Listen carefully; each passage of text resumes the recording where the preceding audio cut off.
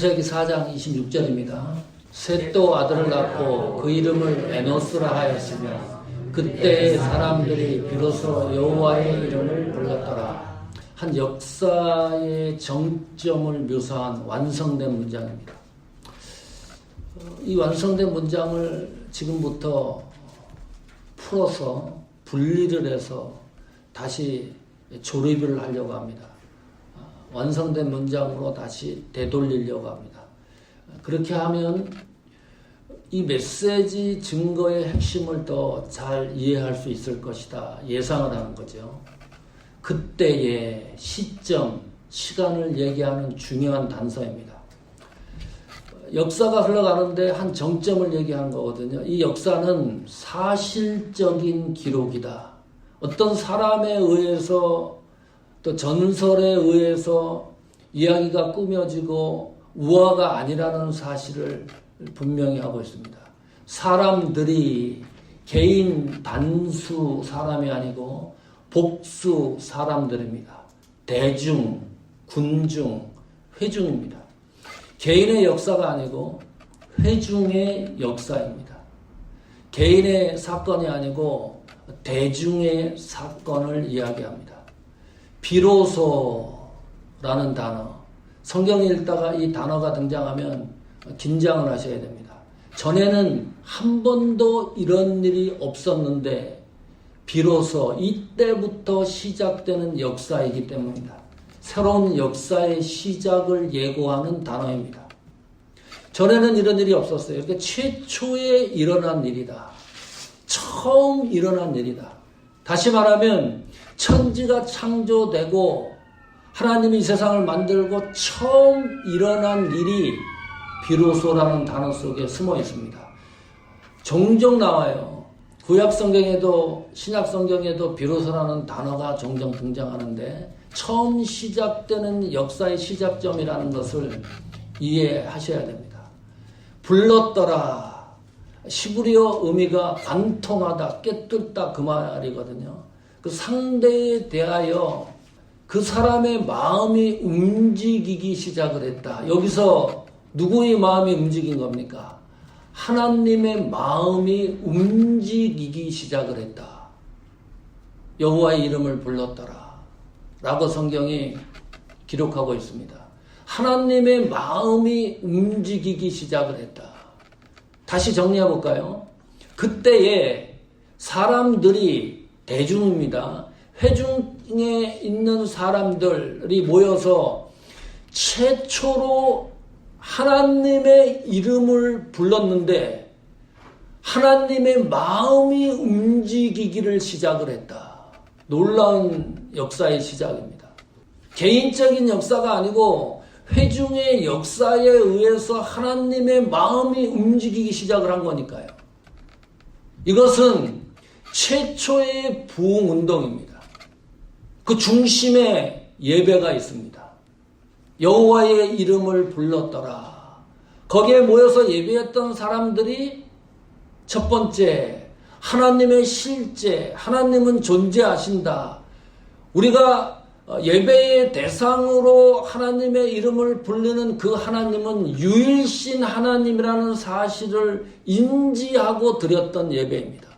두 번째, 그 실제하는 하나님이 어떤 분이신가에 대해서도 소상히 알고 드리는 예배였습니다. 이 예배의 본질이지요. 거룩하신 하나님, 신적 권위가 있는 분, 영화로우신 하나님, 항상 성도와 함께 하시는 하나님, 그 하나님 본질에 대하여 충분히 인지하고 하나님의 이름을 불렀던 예배입니다.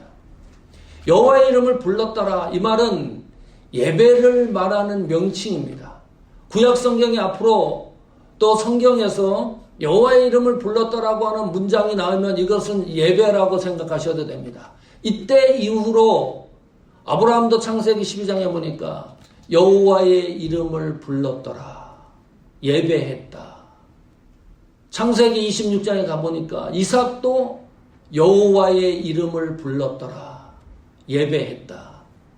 이 공식적인 회중의 예배가 이제 되는 역사가 창세기 4장 26절부터 시작이 됐다는 거죠.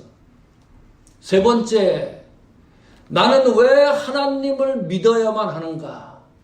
나는 왜 하나님에게 예배를 드려야만 하는가? 나에게 지금 하나님이 왜 필요한가에 대하여 충분한 질문에 대하여 대답을 갖고 드렸던 예배입니다. 다시 보십시오. 여호와의 이름을 불렀더라. 예배의 중심이 하나님으로 모아지고 있습니다. 예배의 중심이 하나님이라는 거예요. 이 별거 아닌 것 같지요? 자, 지금 현 시대로 돌아와 보십시오. 예배의 중심이 하나님이라는 간단 명료한 명제인데 이것이 성도들 또 하나님이 우리에게 원하시는 예배에 대한 명제인데 이것이 너무나 흔들리고 있어요. 하나님 앞에 드리는 예배가 너무 가볍다. 깃털처럼 먼지처럼 가벼워졌어요. 예배의 중심이 하나님에게 향하는 것이 아니라 청중에게 향하기 때문입니다. 예배 드리는 중심이 예배를 드리는 회중들이에요. 그 청중에게 맞춰지니까 재미가 있어야 돼요. 흥미가 있어야 돼요. 즐거워야 돼요. 시간도 딱딱 맞춰서 드려야 돼요. 게다가 강단에서 메시지는 죄를 얘기할 수가 없어요. 기분이 나쁘니까. 뭐 교회가 여기뿐입니까? 하나님의 심판을 얘기하고 종말을 얘기하고 우리의 죄성을 얘기를 하면 기분 나빠해요. 다른 교회로 가면 그뿐이에요. 이 정도로 예배가 여호와의 이름을 부르는 예배가 세태화되고 세속화됐습니다. 코로나 시대에 볼까요? 세상 급속도로 하나님의 이름을 부르는 예배가 세속화됐습니다. 걷잡을 수 없게 됐어요. 이것이 뭔데 도대체 이 핸드폰 가지고 예배를 드려요. 화장실 가서도 목사님 설교 들으면서 예배 드렸다고 생각을 해요. 잠자에 일어나가지고 침대 위에서 켜놓고 그 설교 들으면서 나는 여호와의 이름을 불렀다고 생각을 해요. 그런 시대에 우리가 살아요. 그게 이제 2년, 3년이 되니까 완전히 몸에 붙었어요. 그것이 그렇게 드리는 것이 사실로 생각이 돼요.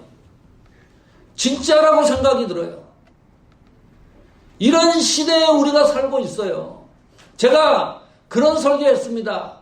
인터넷 예배는 예배가 아니다. 착각하지 마라. 교회를 예수 그리스도의 몸이라 그랬습니다. 교회를 예수님의 핏값으로 세운 것이 교회라 그랬습니다. 인터넷이 예수님의 몸이 될 수도 없고 인터넷이 예수 그리스도의 피가 될 수도 없고 거기까지 나가다가는 오늘 설교가 끝이 안 납니다. 속이 좀 상해가지고 그쪽으로 가면 아주 마음이 아주 그냥 너무너무 불편해요. 근데 그게 또 정상이라고 생각을 하고 그쪽으로 가는 방향으로 가는 것이 세대 풍조라고 생각을 하고 그쪽으로 가는 사람들이 많이 있으니까 하나님은 그럴 일은 없지만 모든 걸 포기한다 그래도 한 가지 포기 안 하는 게 있습니다. 교회입니다. 올바른 예배입니다. 이거는 하나님이 예수님 오실 때까지 하나님의 자존심이고 그거는 하나님이 놓치지 않을 것이다. 그러면 이 시대에 하나님에게 바르게 올바르게 드리는 예배를 드리고 그 교회의 본질을 지켜나가는 교회가 단 한 곳이라도 있으면 하나님은 그 교회를 이용해서 하나님의 역사를 이끌어가는 거예요. 오늘 이 말씀이 창립 4주년 기념 예배에서 우리 마음속을 울리게 하는 거예요. 비로소 이때 여호와의 이름을 부르는 일들이 시작됐다. 그 역사 속으로 한번 들어가 볼까요?